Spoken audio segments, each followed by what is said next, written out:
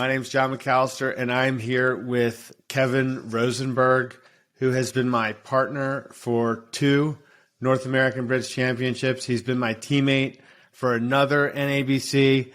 I have said previously on this podcast, if I had unlimited funds, that I would pursue hiring Kevin as my professional full-time partner. But he is not a full-time pro. He has a job. Kevin is the son of Michael and Debbie Rosenberg, who are arguably making them top 2 bridge families. We'll get to that later. We'll ask that question. And he just won the Gorin Trophy for the most master points at the Fall NABC, winning the Soloway Knockout Teams and coming in second in the Reisinger Border Match Teams. Kevin Rosenberg, 404 master points. Interesting. How was that for an intro? Pretty good. Yeah, I like the last part. The 404 master points? Yeah, the Gorm. Yeah, that was good. Yeah. What's up, man? It's good to see you. It is. It's been a little while. For those who know Kevin, he kind of grew up in the bridge world. I just want to point out that we started out this interview by having Kevin clean up his room. That's true. That's true. My background, even though maybe some of you won't see it, my background left something to be desired at the beginning. Which is funny, too, because I'd asked your mom I asked your girlfriend, Amber Lynn, and your mother, Debbie, for potential questions. And so it was your mom, they both gave me great stuff. And it was amusing to me, given that I was just communicating with your mom, that I had you clean up your room, basically, to start this interview. She'll be happy to know it might be the first time in a while. So my first question, Kevin, is you got a little upgrade on your bridge base Kevsters handle recently. It used to say Kevsters, and I think it said like 8+. And now there's a pretty little star next to your name. So you want to tell me about that? That was a funny story. So yeah, I think I'd been not made fun of, but sort of an area of discussion for a lot of years that I had no BBO Star because I hadn't won any national event, and I had won several junior events, but I missed some kind of cutoff, I think, where the BBO decided to stop counting junior events as star worthy. Even though some of my friends, I think, did have a star for also winning junior events because they hit the cutoff. So that went on for a while. And then, yeah, as you mentioned in the intro, the fall nationals happened where I got to win the Soloway, which was very lucky and nice. And then I emailed BBO. I still didn't really care much about the star, but I emailed BBO support asking, say, hey, I won this event. And they emailed back being like, I'm sorry, at this time you're not eligible for a star. And they sent this list of events back, and the Soloway wasn't on it because I guess the list was old and the Soloway didn't exist. So I guess they didn't know what the Soloway is. And I emailed back saying, the Soloway is an equivalent event to the Spingold or Vanderbilt. And they still didn't give it. And then I gave up for 3 weeks. And then eventually I emailed back one more time, and I was like, because Amber really wanted me to get the star. So I emailed back one more time being like, you can find that I won the national event at this ACBL page or something. And they're like, oh, okay, you're right. And then I got this thing.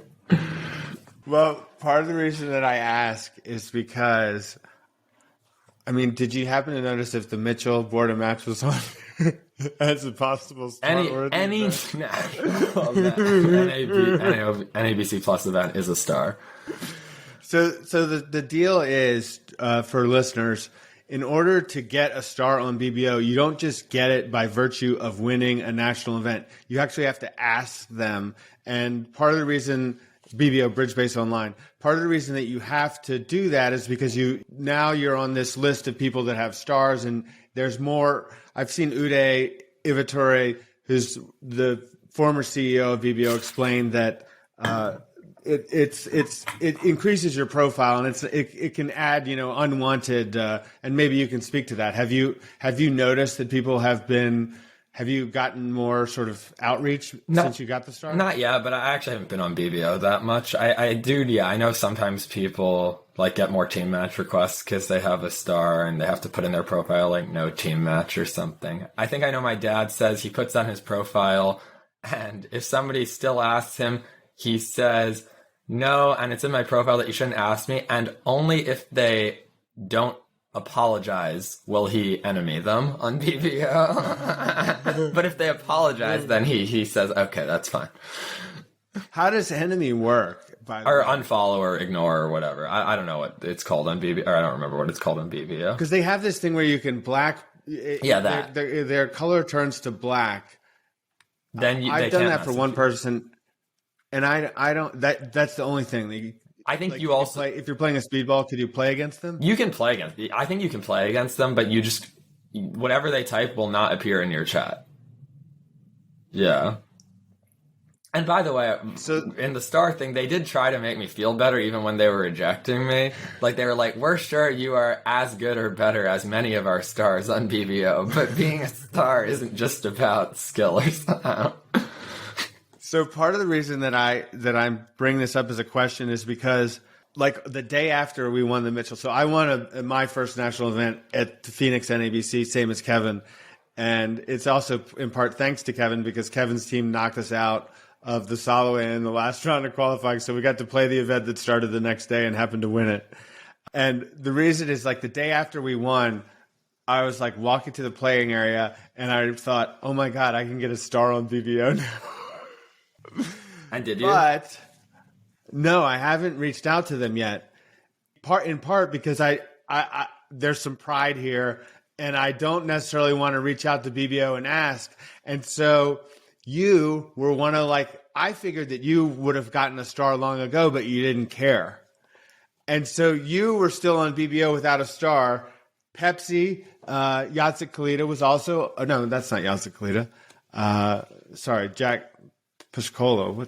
Anyway. Pepsi. Yeah. So you and Tom Pask doesn't have a star. And so I was like, maybe it's just cooler not to have a star, but I've been wrestling with it. I've been wrestling with having to reach out, and I haven't done it yet. So now that you've broken.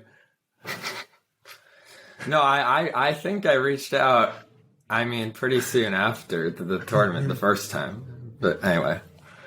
How did you know about this? So had you reached out to them before about this junior thing, or... Because when you won in 2017, you won the... I don't remember. I think somebody told me I wasn't eligible. I don't think I'd reached out to them. Anyway. Okay. All right. So I have something that I want to share with you. I live in Charlottesville, Virginia. I went to the UVA men's basketball game on Wednesday night, and Steph Curry was at the game. Oh, wow. Yeah. Why? That was really cool. He was there because Ty Jerome, who's was on the UVA national championship team, plays for the Warriors, and they were in Washington the night before, and so they were down sitting at center court. It was really exciting as a basketball fan. And I know Steph Curry is your favorite player according to your conversation on Bridge Winners. Yeah, kind of by default as a Warriors fan. But he's an amazing basketball player. If you had an hour to teach Steph Curry bridge, what would you do?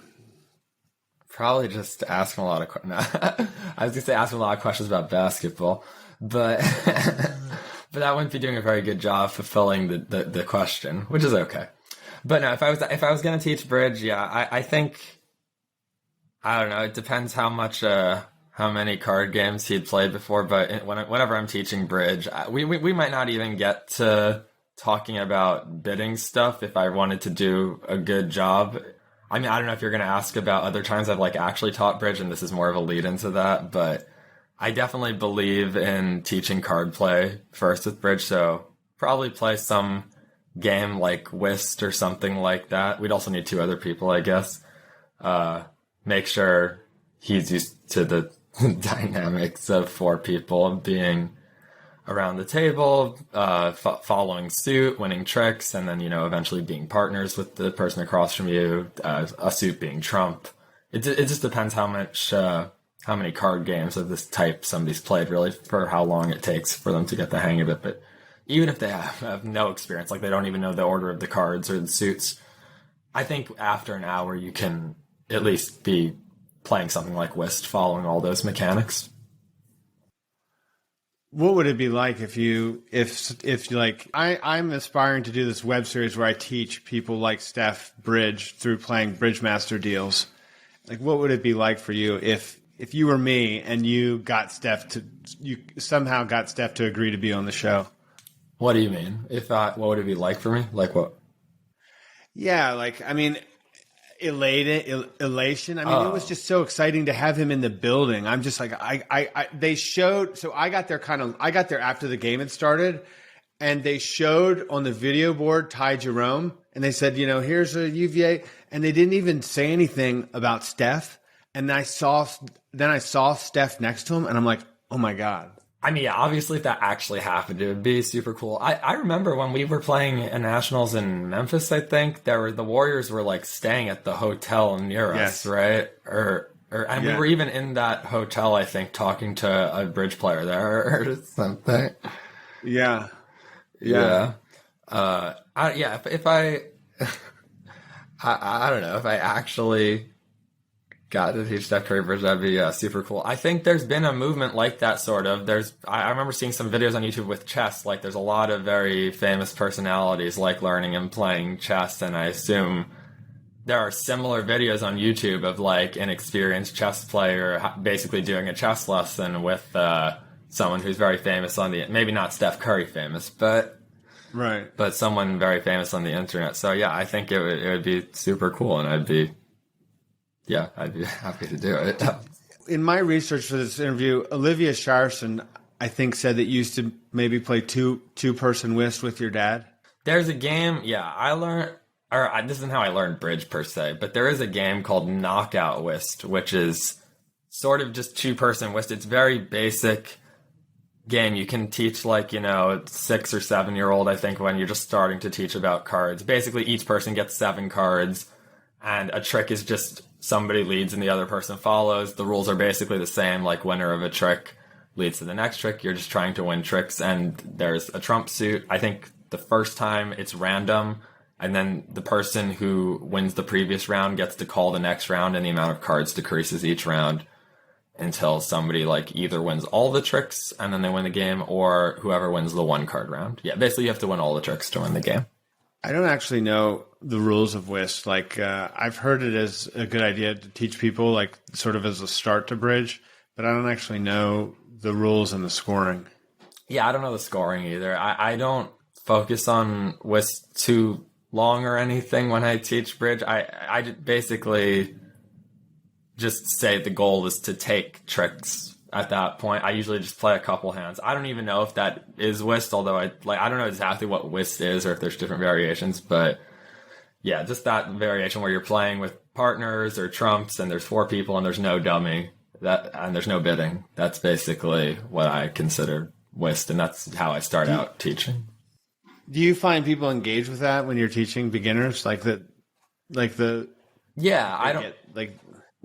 mean because there's no scoring or thing? They're just trying to figure out the right cards to play and get a hang of the mechanics. I think people, and I've heard a lot of stuff about people not being engaged at the beginning when they're learning bridge, also the dummy aspect of having nothing to do in your dummy. I from my experience, I don't think that's a huge problem. Usually there's a lot coming at them if they're just learning bridge, and I don't think that's the major issue with bringing people. And I mean, it does take a while, but if they're there doing it, I think that people are usually pretty engaged, in my experience. But the fact that it's such a big learning curve, it takes a long time to not only learn the rules, but also to become at all proficient is a big issue. Yeah. Should we fast forward to winning the Soloway? Okay.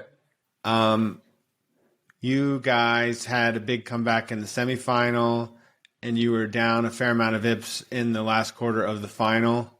When did you start to think about actually winning the event? I mean,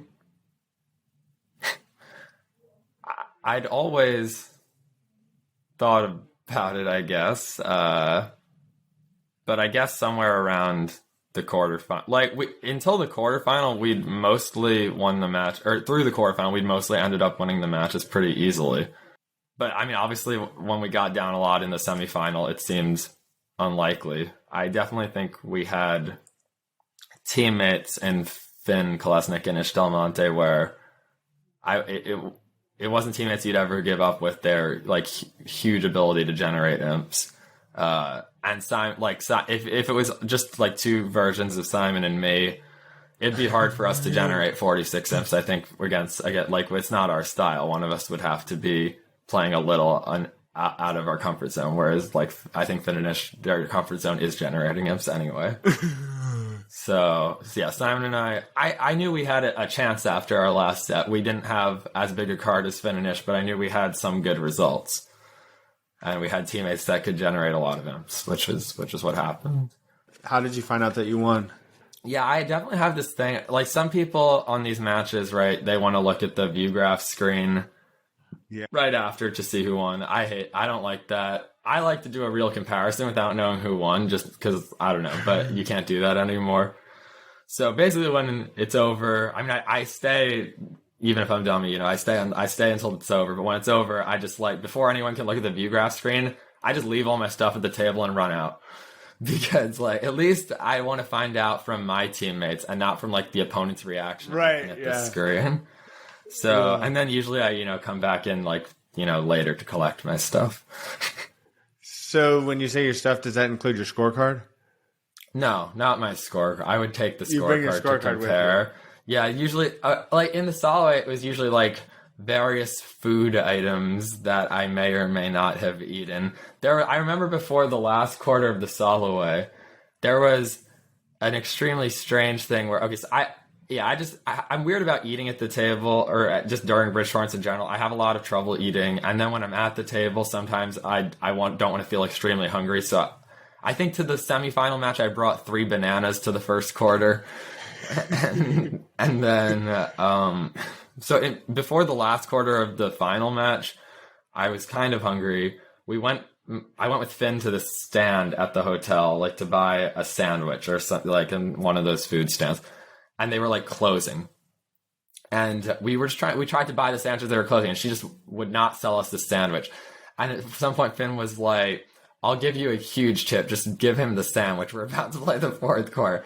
And then she was going to do it. And then 2 other people came and tried to order something also. And she was like, nope, now none of you get anything. It was so weird. And then Finn, we begged her, and then she gave us the sandwich for like free, I think, because she didn't. She just wanted to just like go away. I was so weird though, and of course I never touched the sandwich. But turned out I didn't eat it. But okay, so basically, your opponent misguessed the Queen of Hearts on the last board, which was Trump. You guys pushed him to the 5 level, and did he claim right after that, or? Yeah, he had a long think. He misguessed the Queen of Hearts, and then I think we took a rough for one more trick, and then the hand was over. It was very fast, obviously, after that. And then that time, I mean, it's not ideal, but yeah, like we're in the playing room, and everyone's somewhat outside, and when the view graph operator clicked us winning the Queen of Hearts, there was a giant sound after. I mean, which should not happen, and is a problem with the way how close people are allowed to be to the playing area, but yeah. Wow. So we knew the result at that point. So I didn't need to really run out, or if I was running out, it was for a different reason. Wow. What did you think? Like you put it all together in real time, like that. Could you hear the view graph operator like hit click or? No, well, when I heard the noise, I realized, yeah, I mean, I don't know. I don't think that's a point where I was thinking clearly or consciously. You just want to get outside and celebrate, I guess. It did feel like somewhat of a faded run after like the previous day with the coming back from the 46 imps, and then this match was, yeah, definitely pretty emotional, the match against the street team. Yeah, they'd also beat my dad in the quarterfinal. I think this tournament and in the single, if I remember correctly. So I really wanted to win this match for several reasons. What was the score of their match versus your dad's team? It ended up single digits. I think my dad's team was down 40-something that match, and they had a big comeback and fell just short, I believe. When did you start to kind of figure out that your parents, both of them are world champions? Your dad's really... Is your dad... I don't know if he's in the Hall of... Is he in the Hall of Fame? Yeah, he is. He definitely is. I was at his Hall of Fame dinner. Actually, that was. I have some very nice pictures from that day because that was one of the times where me and both of my half sisters were also there at that dinner with their respective spouses. So that was a very cool dinner, and I think it was very good to see everyone, almost everybody in the family there. I'm not sure. I don't remember if my uncle was there. I don't think my grandma was there, but yeah, still it was a good reunion joining of sorts, and yeah, it was cool. When did you start to realize that your parents weren't just regular bridge players, or did you have any moment where you were like, I mean, my parents played bridge, but I've taken them each to the bridge club maybe once or twice, like. When did you kind of have that realization, or are you still having that realization? You mean that they're like exceptionally good bridge players? Is that what you mean? Yeah. That it's really, yeah. I mean, I'm pretty sure I realized this before I even started really caring about or playing bridge. I mean, from very beginning of my childhood, I was going to these bridge tournaments and sitting in a childcare with children of other bridge players because my parents were playing professional bridge. So I think I always knew that they were exceptionally good bridge players, and that's like why I was there.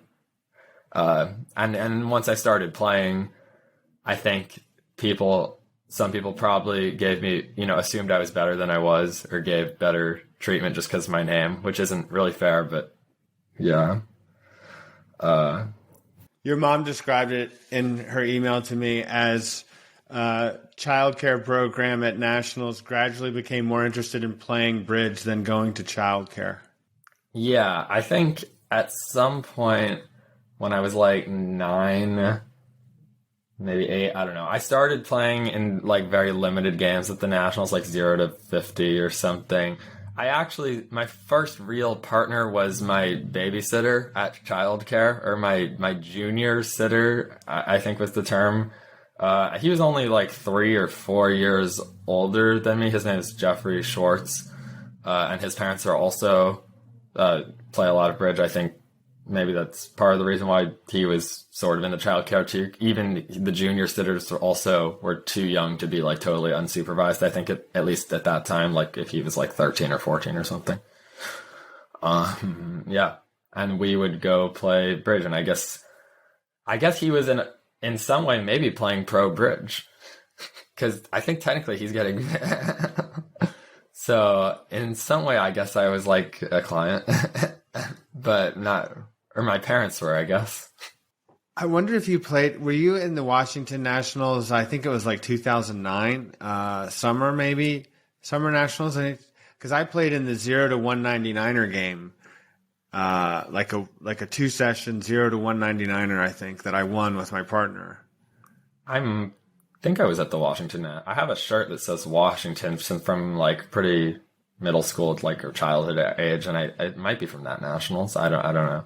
I wonder if we could have played it in each other. It's possible. That was the first time I still to this day consistently have people, come to me and say like, "Oh, do you remember when like 10, 15 years ago I played with you in this event, this random like Swiss at a Nationals?" And I'm like, "Yeah, no." I usually no, but it's good experience. I had a lot of pickup partners. I think when I was starting out, like besides playing with Jeffrey, there were several times when I would just go to a partnership desk and pick up a partner. I think at Nationals I'm playing a 299er game or something.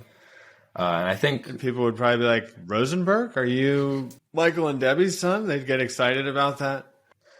Yeah, well, I think it's good. I think people were mostly, yeah, I think I had good interactions with people. I don't remember like any of my partners being extremely mean to me. I mean, occasionally you'll have some bad experiences. I don't really remember any now. The only bad experience I remember was an actual bridge thing where I think it caused me to cry for some reason when I was like 10, where I was like in a slam or something and I had two very long suits in my hand and I rough trick one with the wrong suit.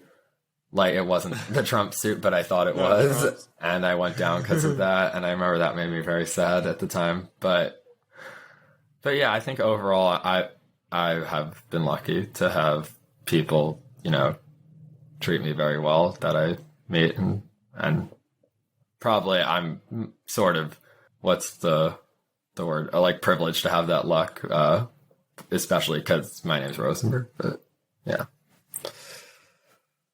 Do you think you did anything different in Phoenix with respect to your game? You know, you won the Soloway and then you came second in the Reisinger, which, I mean, it's pretty amazing 2 events. Yeah, I mean, I think I did try to handle like food better that tournament than I usually do. I do think there are times in previous tournaments where I've been like feeling just hungry at the table, and I tried to avoid that this tournament.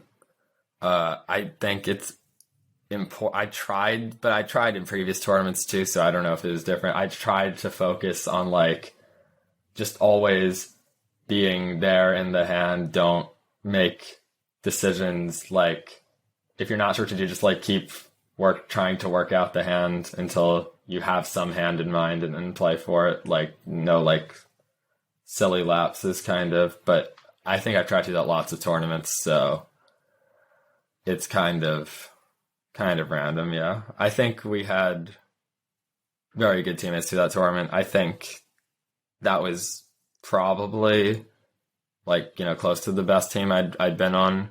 Like when I was, a lot of the nationals I'd played on years before, like I was playing with, you know, juniors and they were good teams, but like maybe not quite that good as well. So that might be related. I don't know. It's impressive that Finn Kolesnik, who's your teammate in the Soloway, and I think he's 18 years old, like how far he's come in really a short time to the point where he's winning this event. And yeah, Finn and his sister Emma both have been doing really well. Emma also had a good tournament because she got to day 3 of the Reisinger on a 4-handed team, which was really, really great.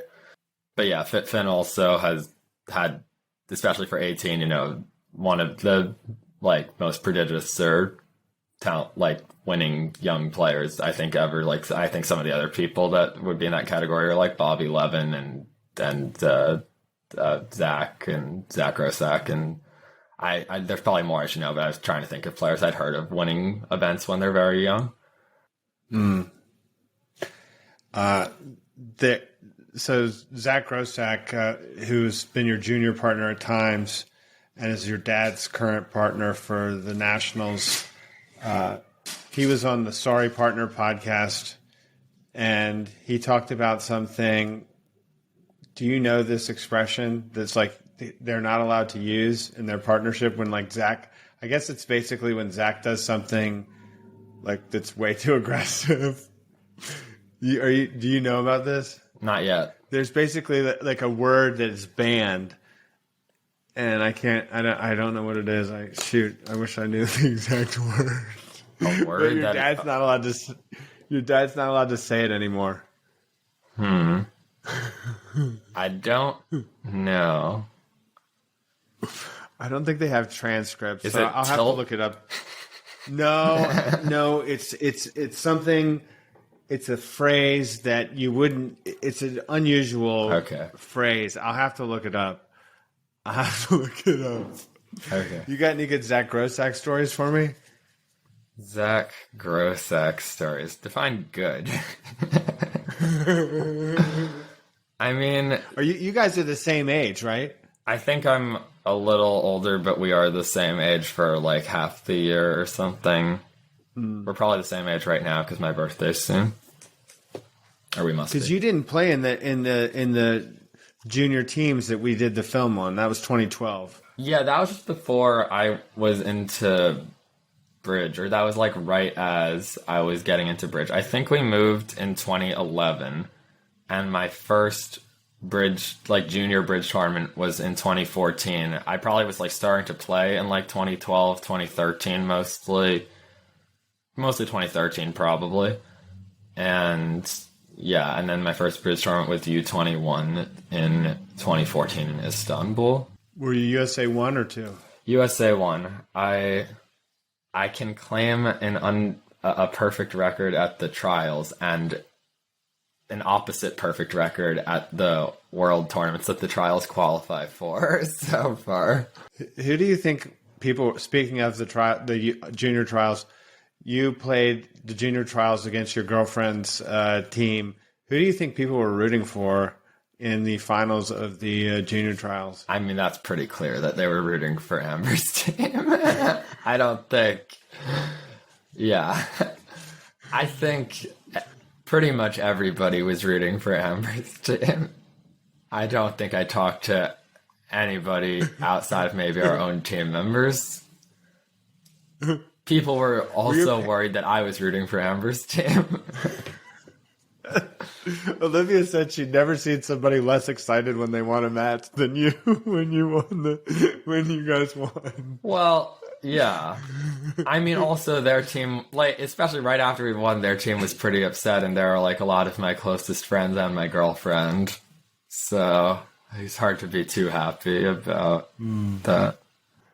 I know. So in the junior trials, they have you're in hotel rooms now. So with just your screen mate, and I noticed that you were playing against Amber at the same table, but it looked like you were in the hotel room with her partner. Yeah, it wasn't like really. You weren't alone in a hotel room because you had a bunch of other like Southwests or whatever like playing the same hands as you at other tables. But yes, you're. Oh, really? Yeah, the trials is in hotel rooms alone, like the open or mixed trials. But the juniors, they didn't have a space for a hotel room for every two. But yeah, I was screen mates with Cynthia, Amber's partner, for both of the sets where I played them. Yeah, which I assume was on purpose, as that I guess we didn't want the. But yeah, I had played one match against Amber before that, about a year ago now, almost, which was the GNT qualifier for 2022 in our district. Oh, and they beat you. And they beat us. Yeah, we were. I was on a pretty good, probably one of the best GNT teams I've ever been on. I was playing with my dad, and my mom was playing with Max Shearson, and we had Kit Woolsey and Chip Martell. We were 6-handed, and Amber was 4-handed, playing with Andrew Hoskins and Anant Rathi and Andrew Gumpers, and yeah, they beat us in the full day match in the semifinals, and then they went on to win the finals, it was really good, yeah. And then they added me and my dad, and we played in the nationals, and I think we lost in the quarterfinals. Yeah. How much do you play with your dad? Not a lot, I would say. We played some online stuff during COVID. We played this GNT event, and we played one national event besides that together in LM Paris, where I remember we did pretty badly on day 3.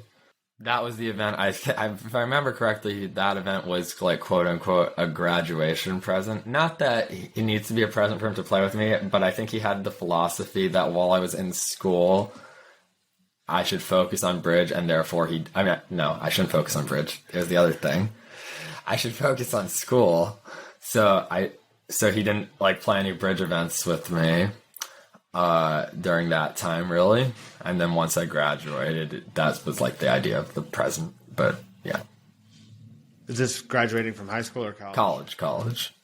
I think in high school, I might not have even been like an experienced enough bridge player for him to justify playing like national events with me. Or I don't know, maybe he had other commitments. But yeah. And maybe the studying wasn't as important during high school. I don't know.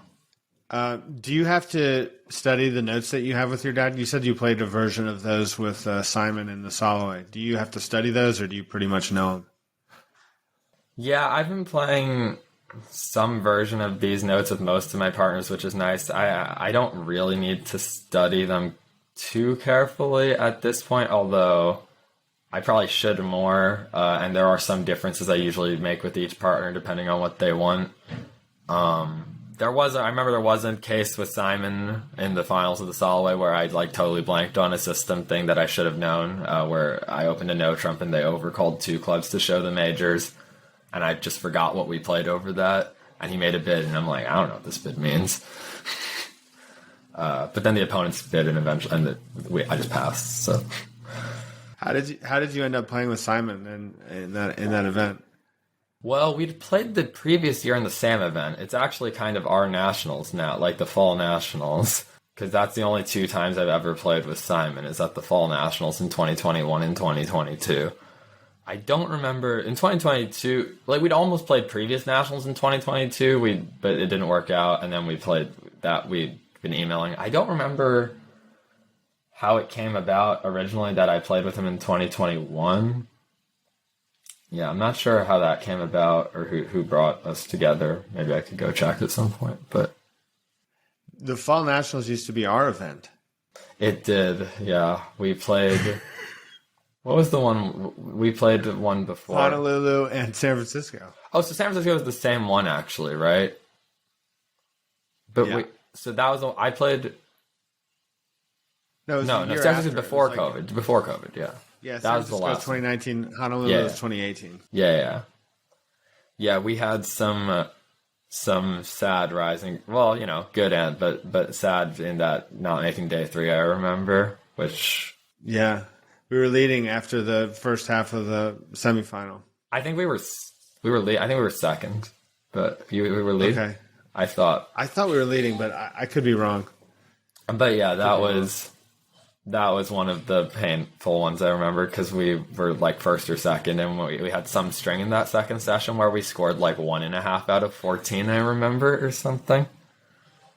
But wait, what did we score? At some string. I know the whole thing's out of 20. The whole thing's out of 27, I think, the evening session, but there was one 14 board stretch where we got 1.5 or something. Wow. Which was not fun during the comparison. I remember. You just kind of want to start going faster and faster, hoping you're going to get to one that you won or something, but it doesn't happen. I've had an 8 in the Mitchell border match. I think I've had it twice in the Mitchell border match, and I've also won that event. So let's go. That's good. High variance. High variance. Have you ever won a youth NABC? Your mother said to ask. Yeah, no, I have not, which is very, I was playing it for a while, before I was really interested in bridge, I was still more of a chess, playing chess more as my main game, and I was just playing at the nationals. I remember that those were the days when I was I would play against the extremely, I played against Adam Kaplan, I played against Zach, I played against the Jeng brothers. They were all so scary at the time. It was they're gods of bridge. There are some other people, some of the people don't play bridge, Arjun I played against. He was one of the people that was on one of the better teams. Usually there's someone, Murphy Green, I remember. Too many people. There was one time, then when I was getting more serious, I was playing with Ben in these youth NABCs. I think I might have played 2 with him. There was one where I got second in the pairs with Ben, I think in Atlanta, finishing behind Ozia Ladizensky and Allison, formerly Hunt, now Kranyak. And then... This is Ben Christensen. Ben Christensen, who's actually, who's still my current, who wasn't my junior partner, but now that I was allowed to play juniors again, he is my partner for this most recent tournament. Yeah. And then sometime after we played in Istanbul, we got the silver medal in the U21 in Istanbul, and I was okay, we're definitely gonna go win the youth NABC now, the pair event. I don't think we played the team event, but I was we're gonna go win the pair event of the youth NABC, easy. And it's a pretty short event because it's a qualifying session into a final session, so it's really just one session that matters. And yeah, in that final session, we scored like a 51. And there's like, we were like nowhere. And we looked through the hands and we were like, yeah, even if we played perfectly this session, we could not have won this event. Like, so sometimes that's just how it goes. How did you befriend like Zach Grossack, Adam Kaplan, those guys? Probably. Wait, did you say Zach and Adam Kaplan? I mean, yeah, probably when I was. Yeah, I mean, just probably was on teams with them. Like, I think at some point I definitely considered them like scary bridge people I didn't know. Like when I was playing with the youth in ABC. And yeah, at some point after the first trials I played in Istanbul, or like the first junior tournament I played for U21 in Istanbul, after that I played U26. And I've been on 2 teams with Zach Grossack, Adam Kaplan. The exact team was slightly different, but they were on both of those teams. So that's like a several year period. And yeah, just hanging out with them at nationals. Adam Kaplan went out of bridge for a while, but it's good to see that he's back in the bridge world now, I think. He was at this most recent nationals. have the European teams for the juniors already qualified, or is that still happening? I don't know. I'm not sure, actually. Probably. So do you know if like Thibaut and Guy, are they playing for the Netherlands? I don't know. I just think it's likely they are if they're allowed. I don't know if they're older than... I think they might be older. And I'm already technically too old. So if they're any older than me, they're not going to be allowed to. If they are my age, then 2 of those age... the rules are weird. Like 2 people that are 1 year too old are allowed to be on each team. I don't know why. So that's on my team. That's me and Zach. Have they still not announced when and where the... They have. It's like the first week of August in Veldhoven, Netherlands. Which will be... I've never been to the Netherlands, actually, except at the airport. So that'll be another new European country. I saw in your well that you said that the Gold Coast Congress is your favorite tournament, and you're headed there. Presumably, are you going with Amber? Are you going to play with I'm Amber playing with Amber as partners the whole time. Yeah, we haven't played that much as partners. We just made the key decision last night, I think, actually, to switch to transfers over one club. So that's a big step in our relationship. Is that what you and Simon were playing? No, I've never played transfers over one club, but Amber has. She talked you into it? Yeah, well, Amber's has played that before. I think she's also playing it with her partner that she's training with a lot now, who's Crystal Lenkin. They've been doing a lot of bidding practice, and I'm just basically going to play their system so she can get the practice. Yeah. Got it. What do you like about Gold Coast? Oh, I just really like Australia. I studied abroad there in college for a semester, and I met a lot of really like cool bridge players. I liked the city of Sydney, although that's not where Gold Coast is, but I liked a lot of the cities I went to in Australia. I'd say like a lot of the people I know best there are Liam Milne and Susan Humphreys, who recently had a baby, which is really cool. And I was actually there for their engagement at the Gold Coast right before COVID, like 2020 February or something. They got engaged? At the Gold Coast in 2020 February, I think. Yeah, like right before COVID started. So, yeah. Are they your teammates? No, I'm playing with Finn Kolesnik and Adam Kaplan, actually. Oh, wow. In the Gold Coast, yeah. Wow, that's... Who knew that all those guys were going over there, too? Yeah, there's the Gold Coast gets usually, historically, a decent amount of international participation, I think, and it's a really fun tournament, so I'd encourage, anyone who wants to do a cool bridge tournament somewhere abroad to try the Gold Coast. They can meet you there. Yes. They can meet you there. Who are not including the Rosenbergs, who are the 3 top bridge playing families? I should probably know. I mean, I think the obvious one is like the Blanchard Wright family, and then the Berkowitz family. are two of the most obvious ones, I think. But I probably should not. I don't know if I know if there's a third one I can think of that's like clear. Oh my gosh, you're dropping the ball majorly on this. Oh, Rimstead is pretty big. Okay, rank them. You can rank them for me. I can rank them alphabetically. Which would I guess would make us last if we're included in the list. If Rosenberg, I mean, would be last if we rank them that way. What did Amber say to get you to? How did the decision get made that you were going to play the system she's playing with Chris? Did she ask you to do it? Did you have to think about it? No.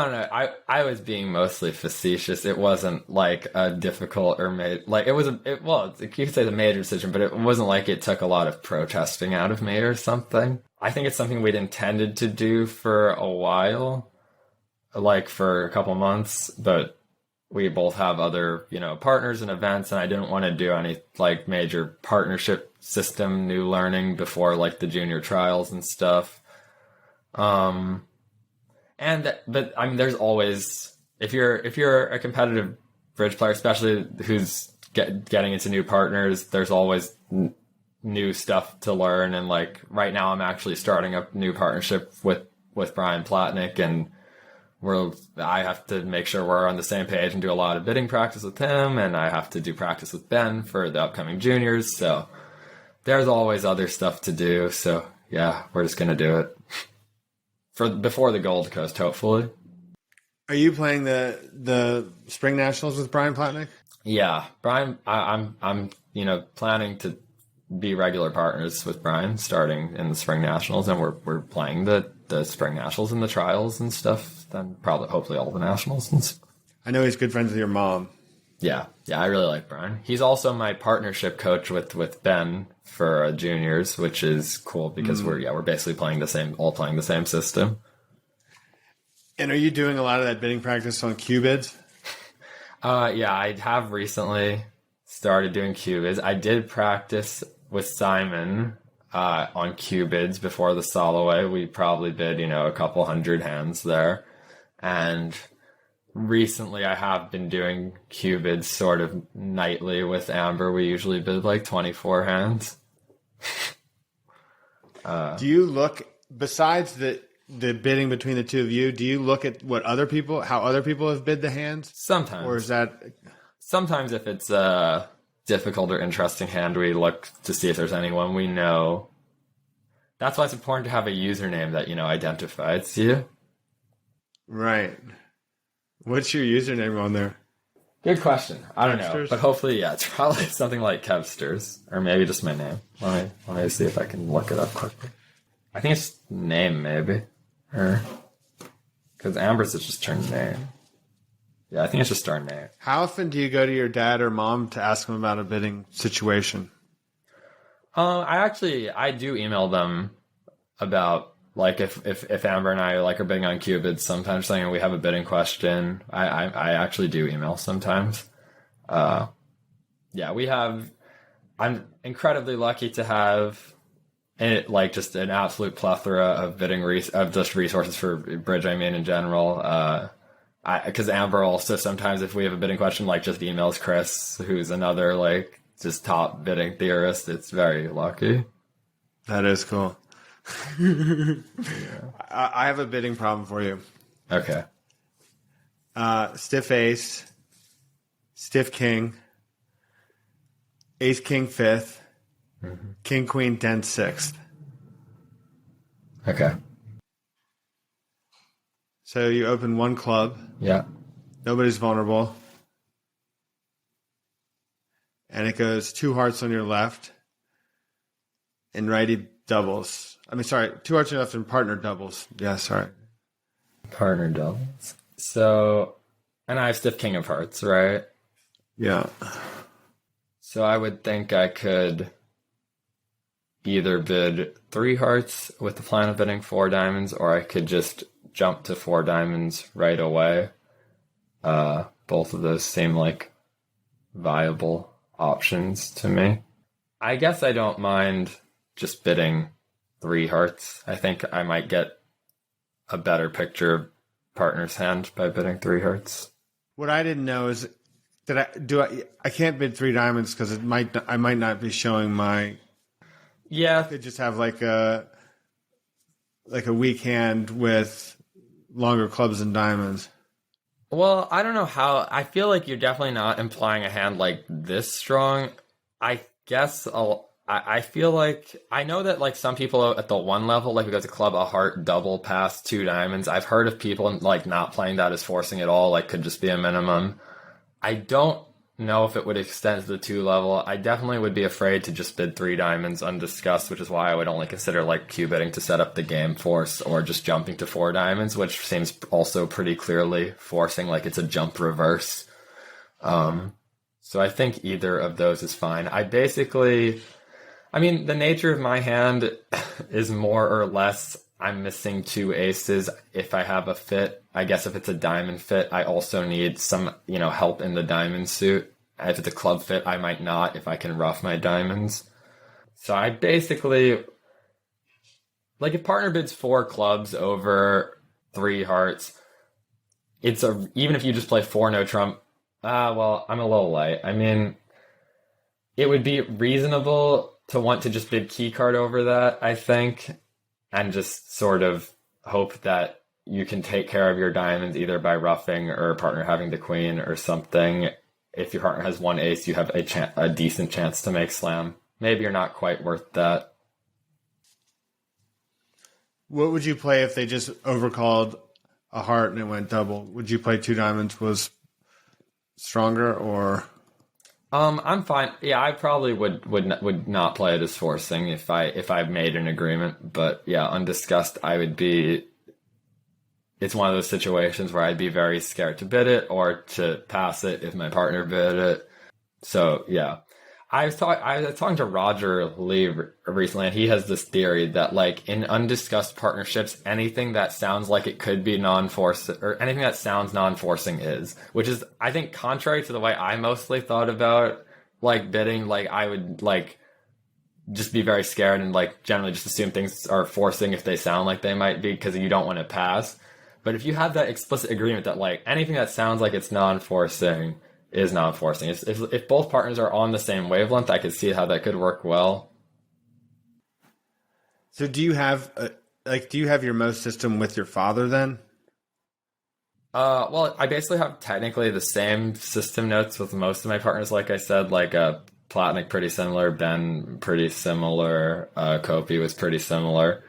I think my dad is very reliable at knowing every line of the system notes. For the most part. You have an agreement about this situation with your dad then? No, I don't think I have an agreement about like whether 2 diamonds over a club of heart double would. I don't think we've discussed that. No. Yeah, it's so hard. If you're not in a regular partnership with somebody, having agreements with them about like every situation that might come up is very difficult, even if they're a family member. Do you have a meta agreement? Go ahead. I was going to say, I'm sure I've talked to him about this auction before at some point in our lives, and he might have shared an opinion, but I don't remember what it is. And even if I did remember what it is, it doesn't really constitute a partnership agreement just because he shared an opinion at one point. We have lots of some meta agreements. I don't think we have any meta agreement about like this type of 2-level forcing bid. I'd say I have a style in terms of 4-level bids being forcing, like 4 of a minor, rather than just like, oh, I was looking for 3 no and I was going to try to get out in 4 of a minor. That's a place where I have a meta agreement that usually 4 minor is forcing in these situations if it's bid by an unlimited hand, even if it looks like you might have just been looking for 3 no, as long as you're unlimited. So you and Simon don't have an agreement about this either, do you? I don't have an agreement on this auction with like any of my partners, I don't think. But yeah, I mean, maybe I will with Platnik soon. Who's the most impressive partnership like that you've played against? I mean, in the most recent tournament, like the Soloway, all the matches we played, I think, but by a pretty decent amount, the most impressive one was Basis Lorenzini. They were exceptionally good that match. I think I played 3 sets against them. Even on like the very last hand of the match, Basis made a play which was very small detail, but was like very deep thinking. I don't even know if it's worth describing, but basically there's this false card that's a very famous false card with Jack 9 fourth of a suit, where you can play the 9 on the first round of a suit to trick declare into going wrong. And he like carefully like crossed to the dummy to start leading the suit to make it harder for Simon to potentially find this false card or something. Wow. At trick 2, like it was a very unnatural. In fact, he used his only entry to dummy to do it in a very unnatural way, but it was the right idea on the hand.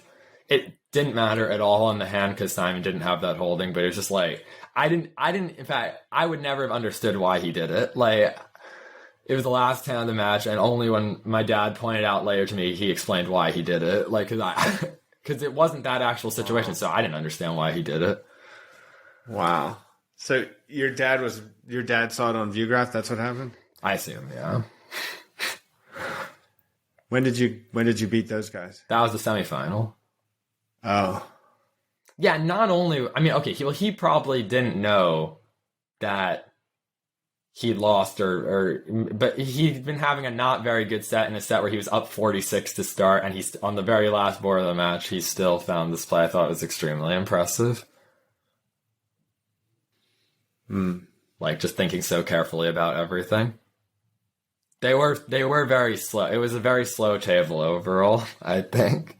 Although Simon's pretty fast, and I would say, like, my perception, I think I definitely have a reputation as a Rosenberg of being slow. I would say maybe in an unbiased way that we get unfairly treated as slow when we're not always.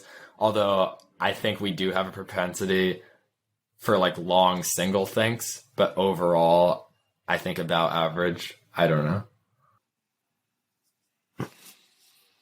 Yeah, I think every match that I kibitzed in the junior trials, your table was behind the other. Well, in the junior trials, those 2 sets that I played against Amber and Cynthia, everyone at the table is slow, basically, or it is average to very slow, I think, overall. So yeah, and at the other table, everyone is average to fast.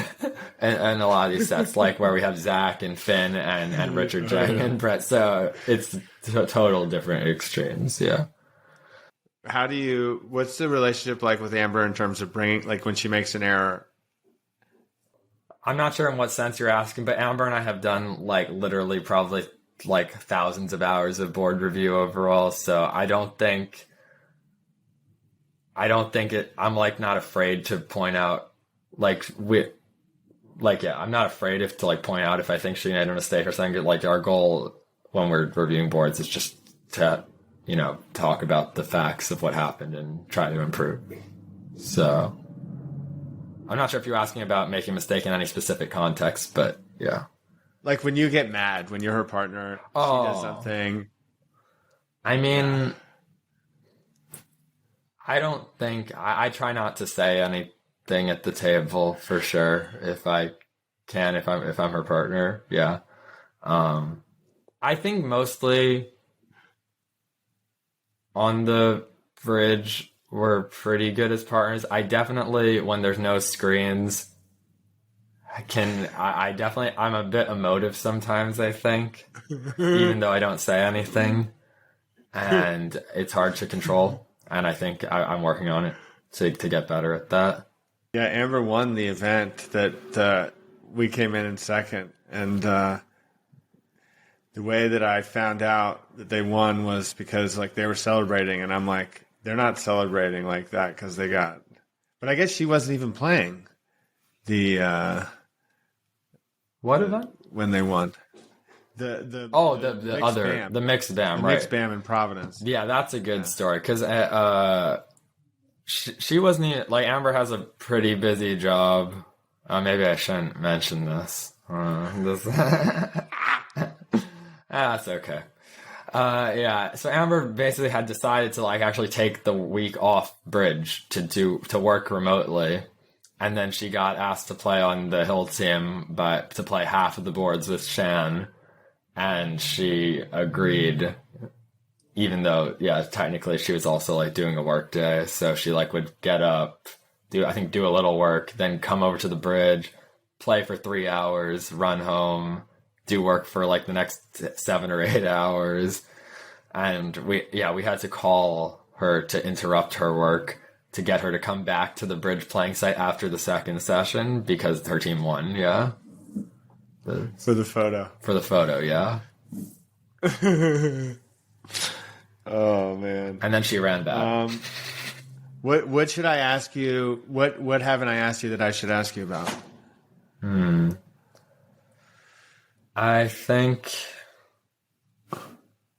maybe we could talk about like youth bridge in our area, maybe Civi. Yeah, no, absolutely, no, that'd be great. I mean, Civi's done a lot of great things. I wish it was as active today as it had always been, but this is Silicon Valley Youth Bridge. Yeah, this organization that your mom and another parent started, I think. I mean, that we've had tons of help. My mom was president at the beginning, and she founded it, and she was president of it for I don't remember how many years, maybe like 4 or 5 years. There's so many good things to mention with Civi that we'd done. We'd had these parent-child games at one time. We were doing them every few months, I think, for years, and I've got to play with my grandma in those, which was a great experience. And it was really great to see all these like kids playing with their parents, and we weren't like super strict. Like kids could play mostly with someone if they wanted to, but yeah. We had these summer bridge camps for Civi for I think 2 summers in 2014 and 2015, which we got a lot of great volunteer help with. I remember I slept on an air mattress in my bedroom during one of those summers because we had Anam Teba fly in to come help like mentor and run one of these camps. And she was super helpful. That was cool. Yeah, overall through Civi, I've been able to like mentor a lot of players who now are like, representing the US through junior bridge, they won lots of youth NABCs. I think if you add all the youth NABCs up of that people have won that I've mentored, I've won one, like even if each one only counts like 0.1 per person or something, I won like 3, I think. Let's see. This isn't directly Civi, but I also started a bridge club in my high school, I remember, in Monte Vista High School. I got help with that from my friend Cheryl Mandela. I think even after I went off to college, because I started the club in my senior year, she kept running the club, which was really cool. I was like taking players that had never played bridge before and from scratch, and that I think I actually taught them enough to help them win this high school championships event we had. And I did not participate in that because no one else was a very experienced player. So yeah, that was really cool. What's your greatest satisfaction from all the mentoring, all the teaching you've done? What do you think gives you the most satisfaction? Oh, I think it's got to be just seeing all these like young people that I remember just like starting out. Some of them directly learned at these Civi summer camps, and now we can like go to international bridge tournaments together, like the one in Veldhoven. I think over half of the people going for the US juniors have like some association with Civi, and a lot learned directly. Yeah, I think that's got to be going to these tournaments together. That's what the bridge is about. I think it's nice when you do well, and it's usually, I'd say, rare in the bridge world, just because there's so many people playing these events, and there's only like one person, one team or pair that wins, and I guess you can do well without winning too, but still, even that, it's rare. It doesn't happen that much usually, and so the point is definitely to hang out with people you like, to create a good social environment, I think, and that's also how you're gonna bring more people who are hopefully, some of which are hopefully like pretty young, into bridge. You have to have them have other friends that play bridge, and you have to make them feel like going to bridge tournaments is fun, you know, and not just about playing cards for 8-9 hours a day, even though it is that too, and that hopefully is fun. Yeah. It's great dating someone that plays bridge too, you know, like. Yeah. Yeah, it's definitely a very important connection for my relationship with Amber, yeah, that we can just have this common Who were your thing. parents rooting for in the junior trials? I don't know, but I would guess Amber.